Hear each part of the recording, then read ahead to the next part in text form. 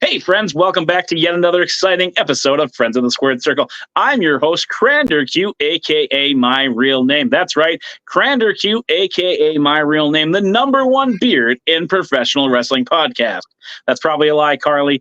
And if you want to be just like Carly and be featured on a next episode of Friends of the Squared Circle, reach out to us on YouTube, Facebook, Instagram, TikTok, all those social medias. You can find us one way or another, or you can see my mugshot on a sticker, on a trash can, on a dartboard. I don't even know where my stickers are.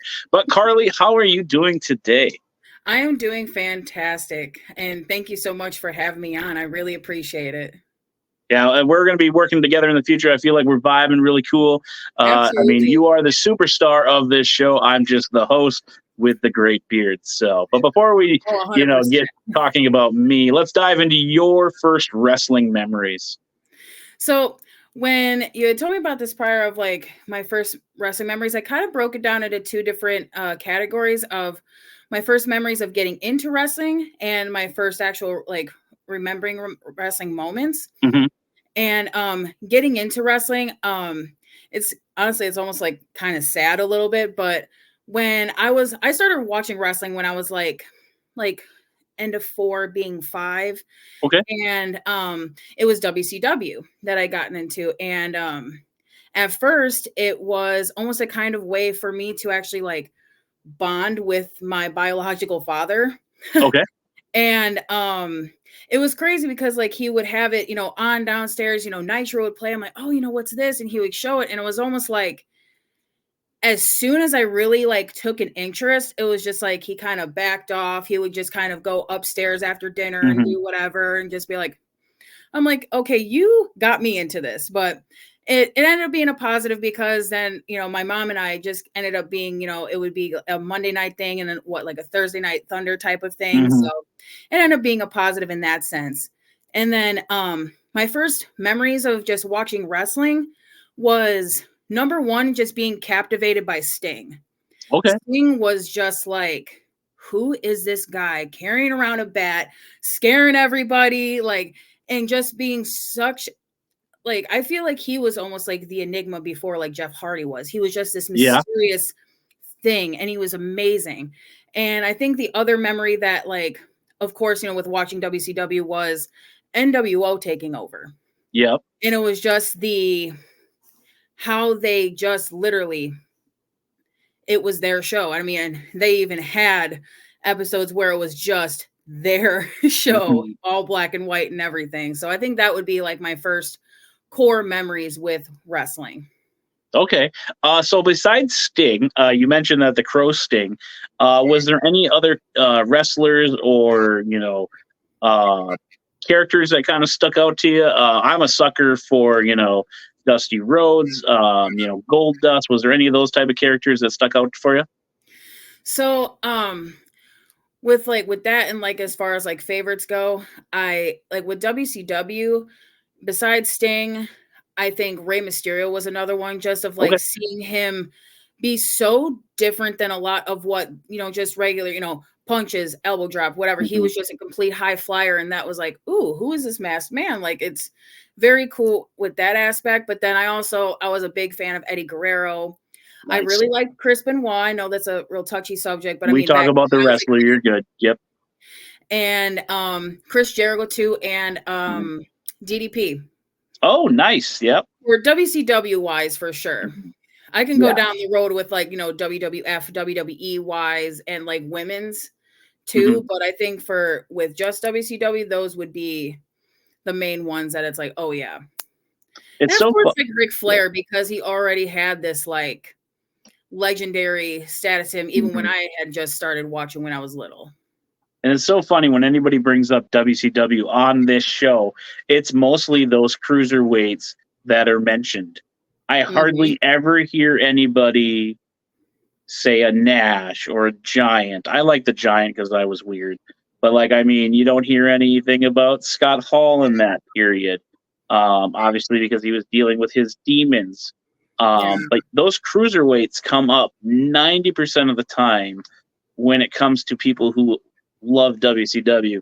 And I actually have the WCW tattoo right there because I was obsessed with it with my Dusty tattoo.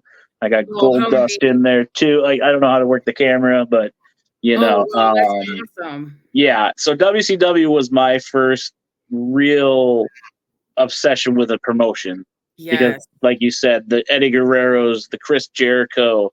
Like I just love when he did the list of 1,000 moves and every other one was armbar, you know, and I Right. loved to hate Dean Malenko back in the day. I Yeah. loved Ultimo Dragon. And there was a little Samoan guy. I always forget his name, even though I liked him. Glacier, you know. Oh, Uh, yeah, yeah. Glacier for sure. hmm Juventude when he was on there, like, Yep. Hoovy. Yep. The Juice. the Juice. So, in those early days, were you a channel flipper? I know you mentioned the women's wrestling in WWF. Were you a channel flipper, or did you kind of just have that allegiance to WCW? So at first, I definitely had that allegiance, not just because I loved it so much, but Mhm. also when my mom and I would watch together, and like my cousin, he would watch more of just like WWF. Okay. He didn't like how like some of it was like kind of crass back in the day and everything. So I was at first just kind of strict to just watching Mm. WCW, but I didn't mind it because I loved it. And it wasn't really until honestly that, you know, Vince took over, bought the company and everything that I actually kind of not like forced to make a switch, but Mhm. you know what I mean? I was like, well, hey, at least it's wrestling and you know, I'm going to see what they have to offer. And I mean, they still had people from WCW, you know, eventually, you Right. know, come over and stuff like that, of course.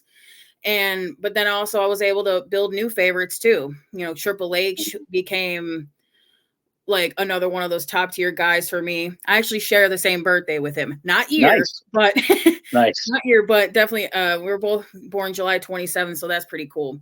But of course the Undertaker, Kane, hmm but then another one where it obsessed at one point was like the Hardy Boys, Okay. Yep. I can see that. Lita, Yep. Lita, and like for women, I think my first favorites women wise for sure was just like China and Lita for me. hmm I don't know. There was just something about them. It wasn't like just the typical, like, oh, you know, like, and there's nothing wrong like with someone like Trish Stratus, where she's just like this bombshell and just, Yep. you know, kind of, you know, like overly like sexualized and stuff like that. And Alita at one point really wasn't like that Yep. until, you know, with the whole rated R superstar thing. Yep. And the enhancements and yep. Yep. Right. Yeah. And like, you know, the live, you know, hmm stuff and everything that her and Edge did and everything. Yeah. But it was just something about her. It was the fishnets, it was the, you know, the baggy pants, it was just her high flying maneuvers. Like it Mhm. was different than what a lot of women were doing. And the same thing with China too. I mean, she was just literally like a stallion of a woman. You know what I mean? She Mhm. was just like like strong, tough, can do intergender type matches. So I Yeah. mean, pretty cool. I liked when she won the IC title. I think it'd be Yes. something that they could, you know, redo with Rhea, Oh, for you sure. know, to kind of give her that, or also put her in the men's rumble like they have done with Naya and Beth Phoenix in the past. Yeah. You know, they don't have to put her over like Tessa Blanchard, but you know, give her that rub, let her know that she is, you know, that important. But back to those WCW days, real quick. Were you a fan of the NWO Black and White? Was it the Wolfpack? Um, and then the other question is, how did you get your content? Now, I'm going to age you a little bit. I know I'm not supposed to do that as a man, but how did you get your content? For me, it was video games, magazines, and then the occasional, you know, getting to watch it on TV. But how did you access that content versus today having it right at your fingertips? That's awesome. Awesome question. Or questions. Now with the NWO, which I liked more, the black and white or the black and red, it would have to be almost 50-50 with me because Okay, I'll take that answer. If you would have said I, Wolfpack, I'm like, all right, folks, we are done today. Even though I'm wearing red, it's Seth Rollins. But no, no, I can definitely understand that though. I yeah. just feel like it was like with the red and black, it was almost just like this little like club within a club, the music hmm change and I mean it that was cool in itself. But I mean I think just NWO as a whole was just so cool for me to see. Yep. So that's why I think 50-50 with that. But with the other question of like how I'd be able to access, one would just be like, with watching Nitro and Thunder and stuff like that, just like with, cable and stuff like that, or satellite. Hmm. um Satellite. right.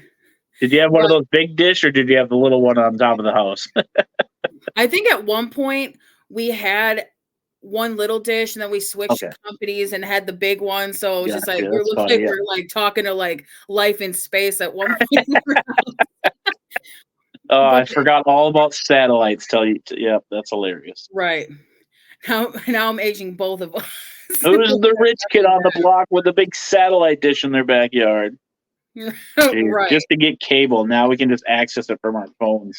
Right. It's so insane with how like just regular apps, like, like what I was saying before, like with like GCW and stuff like that, where they're on Triller and everything. You can Yep. go that on your phone, on the laptop, on a Roku. I mean, it's Yep. like it's so different now.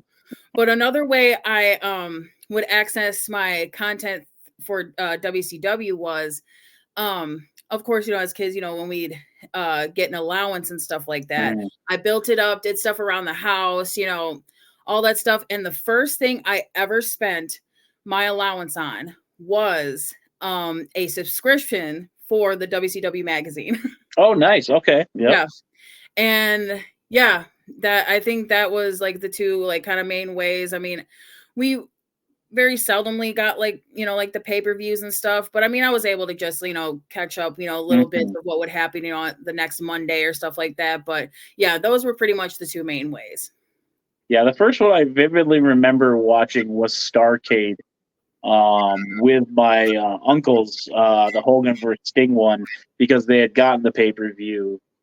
And then the other one I think that I remember my friend's cousin or somebody ordered was the Boiler Room brawl between Taker and Mankind. But unfortunately, like there was like a kid there and he wanted to play, so I was like distracted. But the one that I vividly remember the most is that Starcade, Hogan versus Sting. Were you able to Oh, go to any indie shows as a kid, or did that kind of happen later in life? fun fact, I've actually unfortunately never ever been to any type of wrestling show. Okay, Indies nothing wrong with that. or in higher in scale or whatever. I've had a couple opportunities, but life be life in sometimes. Hmm. But I'm going to manifest very, very soon that I'm going to start. I would love to, especially with like some of the indie shows and stuff like that, or honestly, anything that's somewhat Hmm. near me. Yeah, yeah. For me, I'm an indie mark all day. That's where I thrive. That's where That's I'm known. awesome. That's what I love. You'll have that more personal experience, and as you start going to shows, you'll start seeing the same people Yeah. and build that friendship. Now you've been sucked into my world, so now you're gonna, possibly see even more friends. But what is it for wrestling for you that makes you a fan? For me, it makes me feel like a little kid. I get to talk shit to the wrestlers.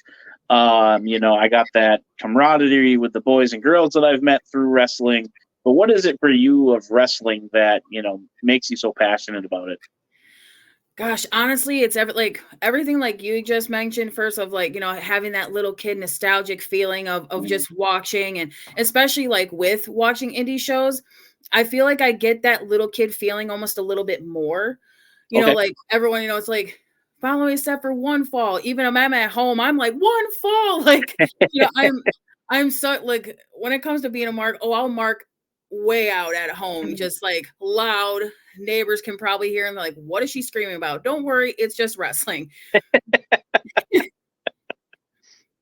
So But who are some of your favorites right now? You mentioned GCW a couple times. So who are some of your favorites from there, and then who are some of your favorites all around? ooh, if anyone watches that is particularly into GCW, it might be a little controversial, but I one of the people right now who's actually the champion is Mance Warner. He is technically a heel Okay. right now, but I mean, gosh, his legacy just from being in the indies is incredible, and he knows how to work a crowd, whether if it's in a positive or negative way, you know, like either he's flipping people off or just, or as he says, preaching to the crowd and stuff like that. And it's just, I don't know, there's something about him that's really cool. And he literally put it out there for himself of like, I'm going to be champion, and it doesn't matter what it took. He was champion. I like the champion before that, which was Blake Christian. He honestly reminds me, like, since you're a Seth Rollins fan, I feel like you especially would really, really like Blake Christian. Okay. He's had some great indies matches. If you look up, even just outside of GCW too, he's had, if you look up, there was like 3 matches that him and Will Ospreay had together. Chef's kiss. Like, it was just like in awe. And even though it was like a few years ago, I was just like, oh my God, this guy. Other people, I mean, Masha Slamovich is one of my favorite women there. She's She's came through up here. Yep. Yeah, she does. She's in TNA a lot right now. She's the Knockouts tag team champion with Alicia Edwards. Okay. But that's beyond that point with all that storyline. But but I love Masha. She is literally just a walking accomplishment maker. She literally, with her being so young and accomplishing so much in many different aspects of types of matches and where she's gone, she is very much in general like one of my favorites from any promotion. Nice. Yeah, I love Effie down there. I know he's done a lot of stuff with GCW. I believe one of the guys who I've had on this show, I'm just gonna assume he's made a lot of their posters for them and their cover art stuff that they use. You know, I believe we've had Nick Gage up in this area. Oh, cool. As well as, who's the girl with the pizza cutter? Maki. Yeah, she was supposed to come up this way, but unfortunately injury and visa things, I think, happened. And the place that we go all the time for wrestling is First Avenue in Minneapolis. And I wanted to bring a pizza cutter, but I would assume they would assume that as a weapon. So I was like, how can I deconstruct the pizza cutter, bring it in there without the... It's not really is it a blade? I don't know. I'm not a chef. But like, take that little part out, have her sign the plastic thing, and then put it back together or glue it, cool. You know, and then just have it on my stand behind me. But I'm not much for the hardcore wrestling. I'm squeamish. I'm a wuss. We'll put that out there. So I really don't watch a lot of it. But we'll definitely have to trade some wrestlers through messages here. I'll have to show you some of our local favorites, as well as our sponsor of the show here. We got to plug them. Darren Corbin, the #1 heel in the business. That's right. Check them out on patreon.com/Darren Corbin, where tiers just start out $1. Yeah. So Darren is basically that guy that gets the FU chant everywhere he goes. Nice. But we all love him. I'll have to send you a video as well of him just soaking it all up, getting that at First Avenue. But if you were able to meet a couple of these wrestlers, do you collect anything? Is there anything that you have wrestling wise, like the t-shirts, collectibles, 8x10s, anything like that you'd start? You know, I know I mentioned the collectible stuff earlier, to you, but I think the only thing, like right now, I mean, I have these little guys. They're my little DX Funkos. They came together. Everybody loves Funkos.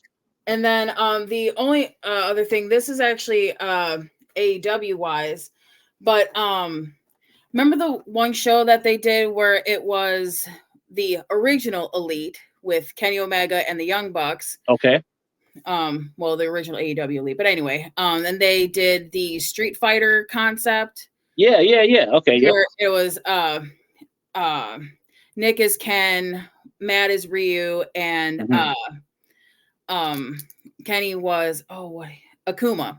Okay. Right now, I just have Nick and Matt. Okay. But I am eventually wanting to get, I would almost like to get doubles, only because I would like to have one hung up to kind of, have it as a collectible wise, and then another set that I can kind of have them like, positioned and posed and stuff. As you can see, my Ninja Turtles, that's my process right now too. That's awesome.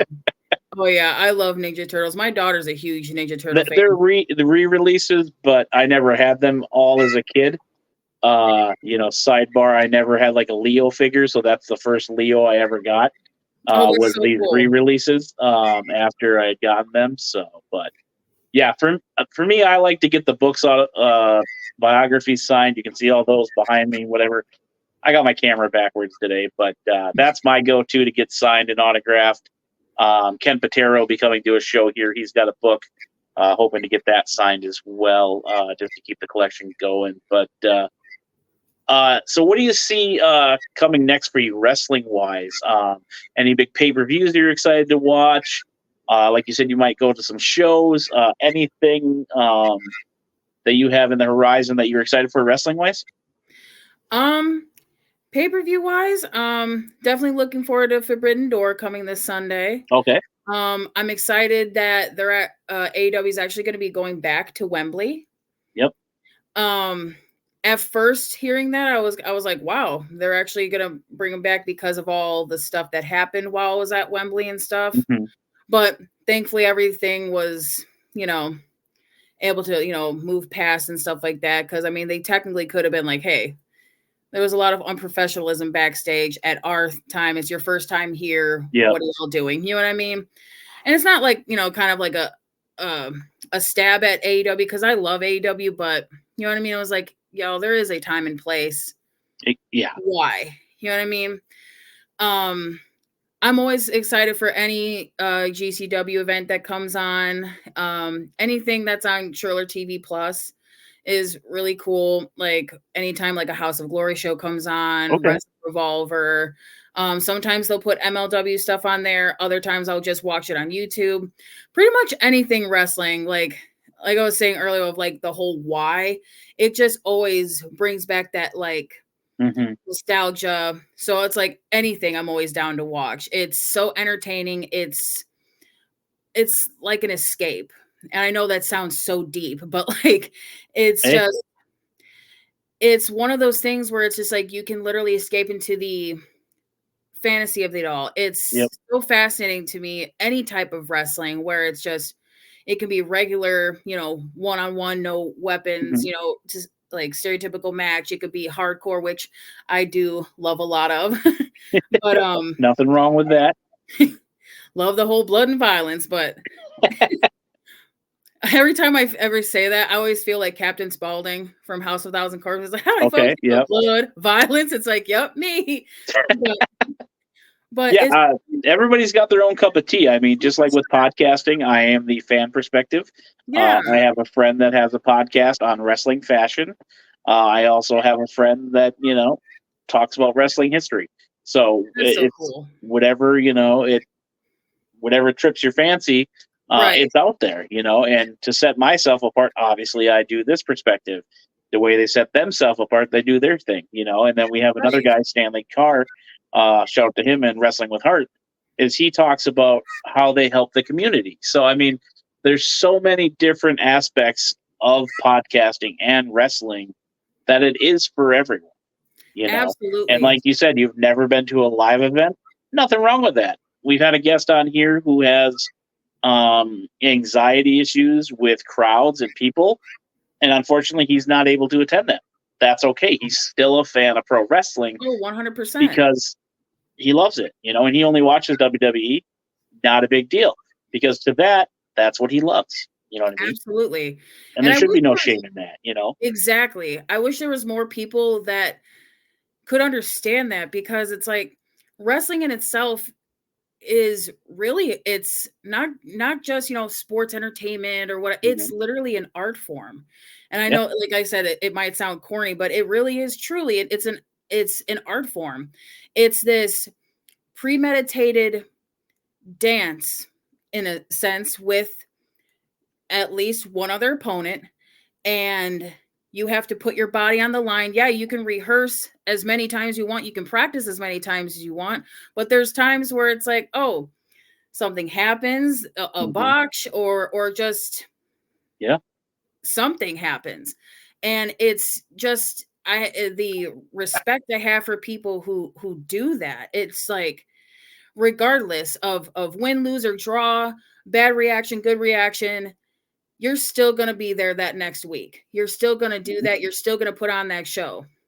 And no matter how grateful or ungrateful fans can be. Yep. And that's the thing, is I feel like it's more the internet community of fans that do ruin it. Because 1,000,000%. my philosophy is everything on the internet is fake. Just like me, except for my beard. That is real, people. I grew it myself. I've had it most of my life, even at 2. Just kidding. But the perspective of things that I try to tell to other people who will challenge others on the internet is like, you have to kind of read through the BS to see if they're actually legit or not. Just like the videos on TikTok, and I'm sure you've seen them where someone's playing piano and it says, "Oh, this singer randomly showed up, and this person could sing, on The Voice next week, no problem." But they just randomly show up. Right. And I don't know if you remember the show Cribs on MTV. Again, aging us here. JoJo Siwa, not to throw her under the bus anymore, but that's the first name that popped in my head. Method Man or Redman, one of them. I think it was Bow Wow and someone else. And a couple other, this isn't just race or, gay, straight, whatever. I'm just names that are popping in my head here, people. Right. They have admitted that the houses they showed on Cribs were not their houses. They were producers' houses. They were rich uncle. They were someone else's, like their agents, but they just put their stuff up so it looked like their house to show you they're living the lifestyle when they're really not. And you have to see through the facade. Anything on the internet, just like with social media, is we want people to see what we want them to see. Like when we're having a good day, we're always showing off where we're eating fancy. We're showing off our nice cars. We're showing off our significant others. A lot of people do the, I'm having a bad day, I don't want to talk about it, because they want that attention. It's what it is. It's an attention-seeking thing. And, a lot of those people that are in those wrestling communities will purposely put up a photo of a half-empty arena and say, oh, AEW or WWE would never do this. Or just like the people that will throw on the pay-per-view of either or and attend an event and be like, hey, can you take my picture a few row back to show that I'm watching this so that I can put it on one of those boards and watch everybody lose their mind? There's no need to argue with anybody on the internet about wrestling, because half of those posts are fake. I'm sorry. Half of them are fake. And just like if you post something you love, there's no need for you to go and challenge everybody in the comments, because they love 100%. something else. And that's the only way you're going to bait the trolls, is by giving them a platform and giving them resources. Now, my buddy Randy, if you see my TikToks or if you ever get a Facebook and stuff and do that, he'll go in there and be like, I'd rather watch MMA. But he just does that because it's me. And people are like, who's this Randy guy? I'm like, oh, he's the resident asshole on my Facebook page. But he means well. He watches every episode. He critiques everything, gives me tips. But he just likes to be a douche, Secret's out, Randy. You are really a nice guy. But breaking news. Yeah, breaking news, folks.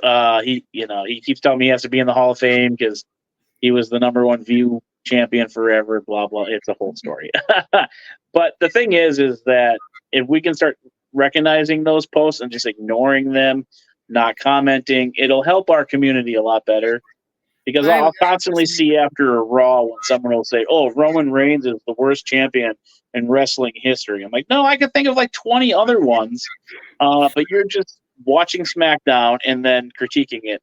And the comment that I like, and we'll get back to you here, sorry, I want to rant, is my favorite comment on social media is, that's why I don't watch wrestling anymore. That's why I don't watch Raw. Or that's why. Then why the hell are you commenting on a wrestling video or a wrestling message board? You don't watch it.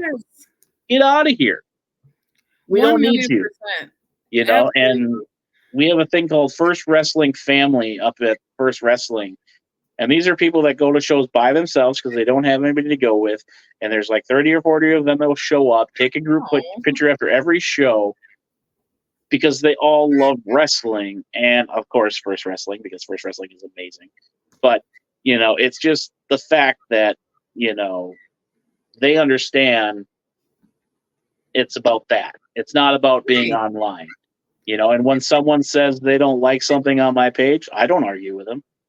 If someone says, like blah blah blah inappropriate, well, it's a simple delete. I'm not going to reply, screenshot you, give you the Right. platform. I'm Yeah. just going to delete your comment, block you, and then we move on with my day.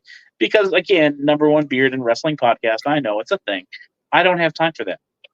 I don't.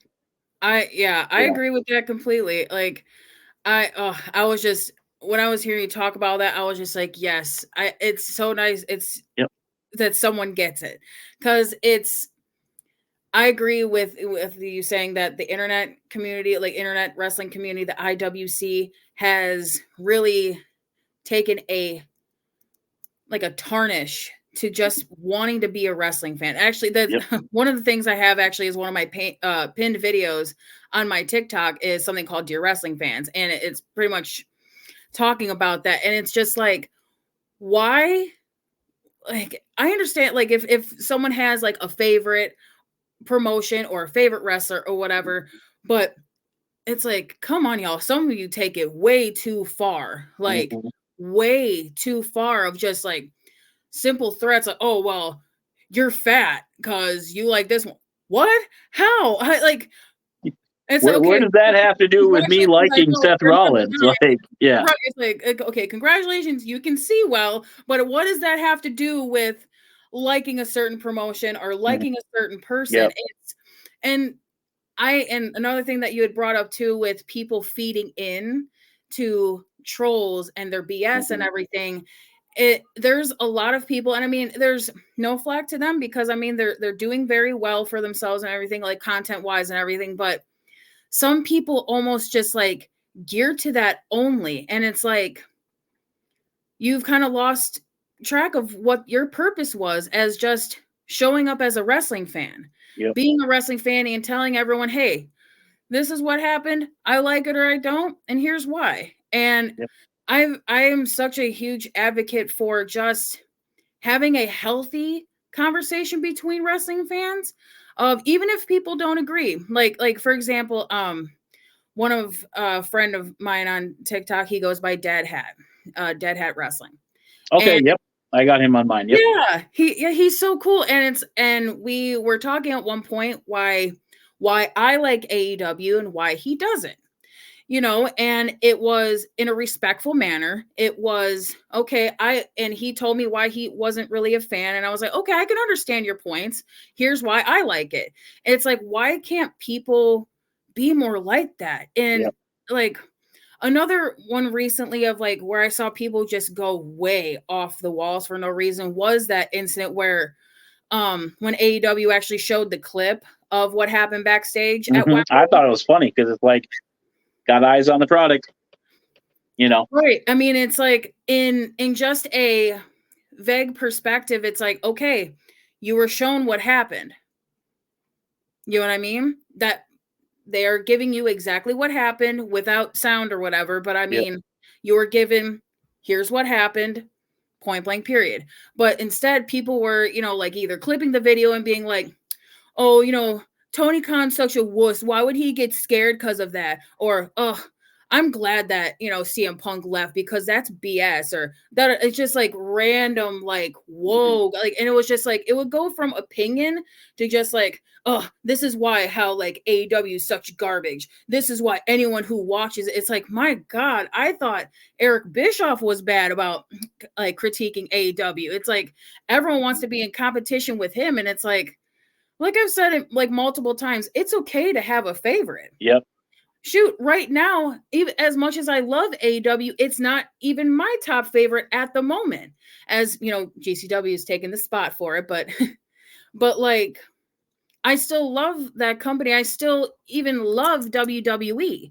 Even if there's times where I'm not like 100% happy with what's going on. There's still going to be people that I'm going to watch. There's still people that I'm going to, and I'm not going to full-fledged force be like, well, this is what's wrong with WWE. And if you're a fan, then you suck. And it's like, Why would Yeah, that be? DX told me that for 20 years, bro. I know. And it's like, Sorry, I right, thought that was a but good I don't, comeback. yeah, it's like, yeah, Yeah. it's like, I'm good at this point. I've already heard it before.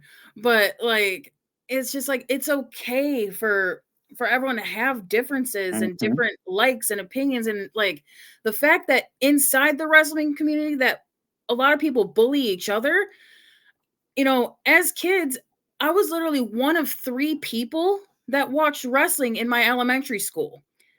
And even as I got older, there was like only a couple people that would even know what I was talking about. Mhm. While others would kind of pick and poke at me, like, oh, that's fake. It's just dudes in tights, rolling around with each other, just, stupid stuff like that. So it's like, why are we going to act the same way as the Yep. people who picked on us Yep. for being wrestling fans in the first place?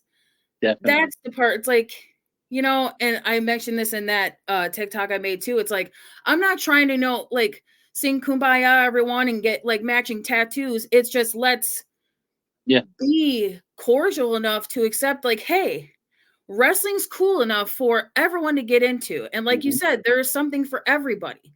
If you like WWE, cool. That's the niche of wrestling. It's more sports entertainment, more Yep. storyline based. You like that? Cool. You like AEW? Great. They have a little bit of storyline, but they're more pro wrestling and match based and just like showing you and showcasing a lot of different talent.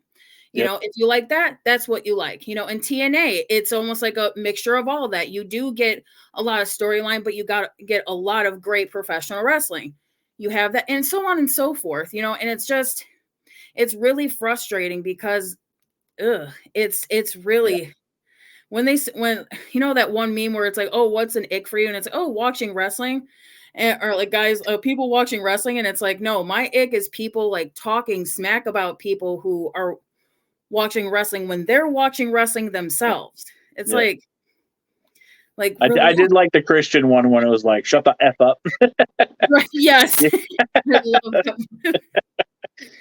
And I'm going to throw this at you too. Like, I know you're new to the channel. A lot of people are when I find interviews and stuff. Is I will say 1,000% here. This isn't a knock at AEW. They will never beat WWE because of the machine. They will be ratings wise, yes, but they will never overtake WWE unless something mind blowing happens.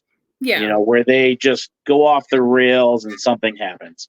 The other thing is, I like to think it's WWE as the circus. When it comes to town, your casual fans and people that don't watch it on the regular who know anything about wrestling. Oh, I know who Hulk Hogan is. I know who The Rock is, Batista, John Cena, and those type of guys because they're in movies, they're in modern day TV.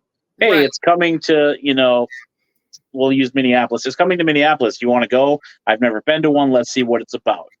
Okay, yeah, Right. they fill 50,000 fans in. Okay, boom, done. The circus. It's come to town. It's an attraction. Everybody comes. Now, AEW, I feel like, is for the actual wrestling fans. These are the ones that are going. And before I get there, WWE is going to bring in celebrities, music. You're going to see more than just that because it is entertainment. But Right. AEW is going to have your hardcore wrestling fans. In Minneapolis, you're going to get not that 50,000, but you may get, say, yeah, I'm inflating the number here, folks, before you come after me. Say 30,000, because those are like the ones that actually want to see it. Right. Because Right. then they're also going to bring friends of mine, using that term because let's be friends here. Darren Corbin, Rennie D, Eric Cannon, Devon Monroe, Josh C. They're going to bring in those local guys and gals to work people on the cards as well. So that's going to also bring other wrestling fans because, oh, Darren Corbin's going to have a match on AEW. I want to go watch him at AEW. I see him on all the smaller shows. I want to go see him there. Right. And that's what a lot of people don't understand is that it's basically like McDonald's and Burger King have to coexist. So we have an option for burgers. Everybody's going to remember McDonald's and what they do, but there's going to be a lot of people that are like, F that Big Mac, I want a Whopper. You know Right. what I mean? It's an okay, and I can go to Yeah. both, and I can even hit the indie stuff because I just want to go watch wrestling. I want a chance to get pictures with the wrestlers. Not huge on autographs unless they have a book, but it's just it's there for both of us. Yeah. And the other thing a lot of people don't realize too is you mentioned AEW's having a lot of different matches, different storylines. WWE, they're not allowed to do anything unless they tell them what they're doing. Oh, you have to go do this podcast because you're champion. You need to go do this TV commercial. You have a cricket thing you need to go. You have a signing. Right. You Yeah. have to go do this stuff for WWE. Let's bring up Orange Cassidy, Danhausen, Mox, Top Flight. These guys are still going out and doing independent stuff that they've Yeah. personally booked Mm-hmm. because they're making money on the side. They're not told to go do this. They get to go pick and do it. So if Top Flight's, say, in Louisiana, they're not going to be at AEW Dynamite in Rhode Island because they have commitments in Louisiana. And the reason I know this is because I follow a lot of wrestlers that are in indie guys because I want to know where they're going to be so I can go. And then I see them back in our area, and it's like, oh, okay, that's why they're not on TV this week because they have a prior obligation. Right. And fans are just like, oh, well, they can't have Top Flight on TV 2 weeks in a row to continue the story. No, they have something else going on. Mm-hmm. You know what I mean? So look at the finer details. Just like when someone's not on TV or gets a push, they're probably injured. They're probably in trouble. They probably didn't make the town because of something. Braun Strowman. Everybody is pissed because they don't know how to use him right. Every time I turn around, that man is injured. That's why he's not on TV. Not because they can't use him, because he's injured. Where is he? Well, he's back now, but where was he before that? Right. Injured again, right when he got back. They don't know how to use him. They don't know how to use him. Well, that's because he's always injured. But they don't tell you he's injured, whereas AEW tells you, okay, so-and-so suspended or has an injury. They won't be on TV. Right. Nope, they just tuck Braun in the back. Let's not say anything because we don't want to mess any future plans up because he might be back sooner than later. Right. Yeah. There's so much more going on than we know, and people think, oh, I have a podcast. This isn't a slam at you. I have a TikTok. I have an Instagram. I know what's going on. Well, we don't. You know what I mean? Right. We're just Absolutely. the fans trying to report it to get our only likes and shares and all that. So. Yeah, absolutely. And I think also too, with like not to like boast about my TikTok and everything, but Oh, I you have to boast about that TikTok, folks. You need to go follow her. She's going to plug that, and you're going to go follow it. And if you don't, she's going to whoop your ass, not me, because I'm lazy, slightly overweight or fat, as the trolls call me. I don't want my beard to get messed up, but you're going to follow her on social media. me too Otherwise, she's on going to get everything you. except for the whole beard thing. I'll get you with light tubes though. No, I'm kidding. but I like with my page, I don't pretend like I'm trying to broadcast or be the this just in type of person, and Yep. it's not no knock to anyone because that's their niche, it's not Yep. mine. I like to go from literally the fan point of view. I'm not trying to be a Jim Cornette or a Vince Russo or like Bro. Dave Meltzer. I'm Sorry. just trying to Yep. be me, give you my personal opinion, and Yep. even go about certain things from all different angles. And, just kind of get a conversation going that way of, hey, this is what I feel about this going on. Let me know what you guys think. And there's something like a video I'd put up recently that actually did very well for I was like, oh, thanks everybody. But it was something about Rhea Ripley returning possibly not alone.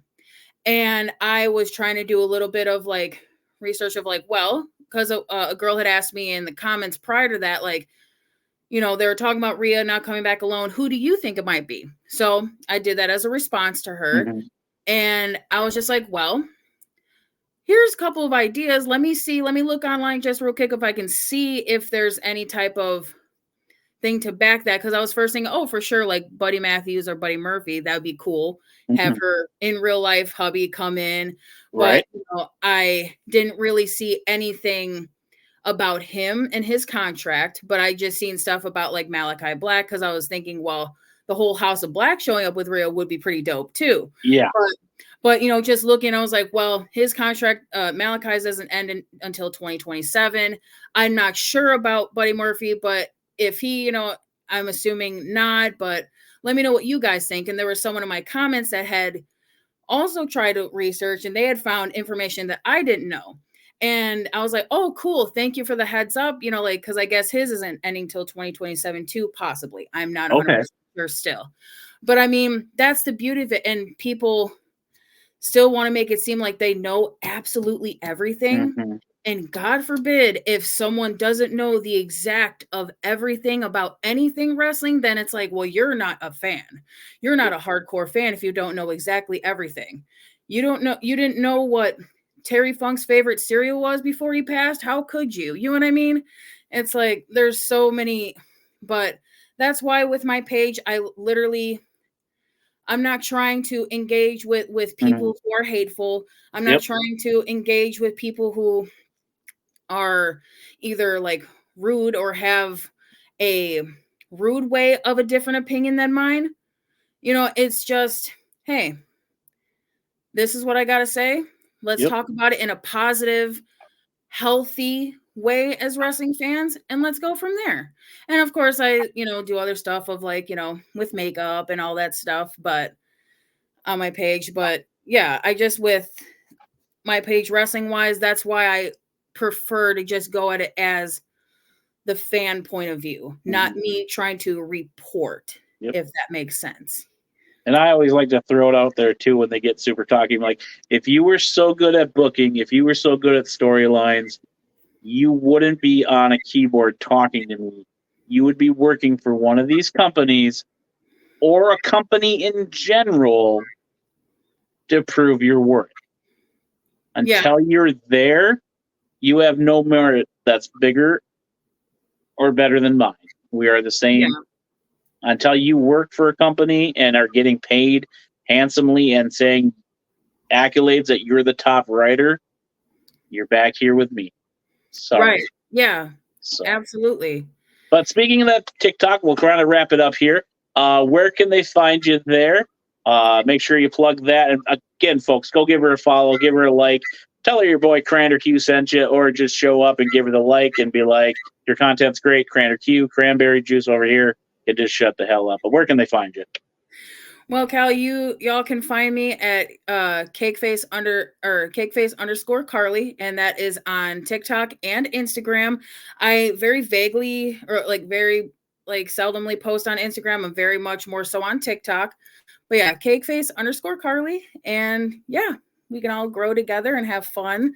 If you like to just shoot the business about wrestling, and if you even like makeup too, or little transitions and stuff like that, then you might like the stuff I'm into. Perfect. And again, folks, if you want to be just like Carly and be on a future episode, hit us up on Facebook, Instagram, TikTok, X, Twitter, whatever they call it. I don't even know. I don't barely use it, but I do check messages here and there. Let us know. We want to get you on an episode. Hell, Carly might even co-host if I beg her enough to come on, and talk makeup tips with a wrestler or a fan. So, with that being said, it's your boy, Crander Q. Crander Q out.